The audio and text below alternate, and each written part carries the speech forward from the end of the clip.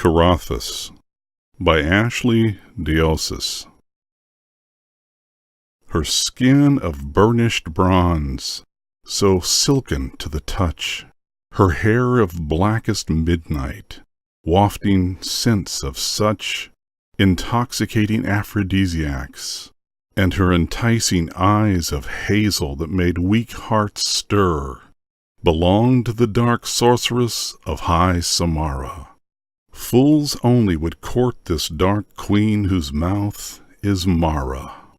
Her heart was ice within a cage of blackened bone. Carathis was her name, and she would rule alone. Inside the high witch tower of her dark delights, she decked her halls with hanging bodies all alight.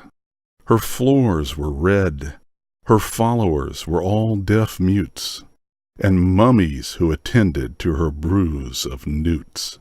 Emitting fumes of mummies and the blazing flames frequently filled her working space as, without shame, she practiced rituals with offerings spread out. Her tainted mind had found for certain, without doubt, an entrance to the palace of subterranean fire, a place of treasures and rare knowledge to desire.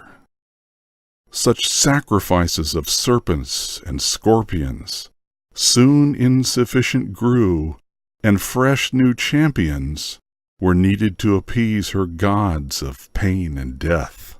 Servants, friends, children were the same, for every breath could easily be stilled for passage down below. Reciting savage incantations soon let go her earthly limits, and she entered down with bliss into the palace where, awaiting, was Iblis. He greeted her as newly hired within his ranks, and offered food and wine, which eagerly she drank.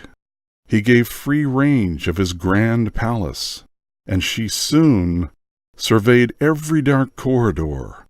How she did swoon when finally she came upon her long-sought prize, the talismans of Solomon that held the skies, and conquered all beneath them. Quickly grabbing one, her heart burst into flames with a heat like the sun. Explosive cachinnation pierced the many halls as her shrill screams forever echoed in his walls.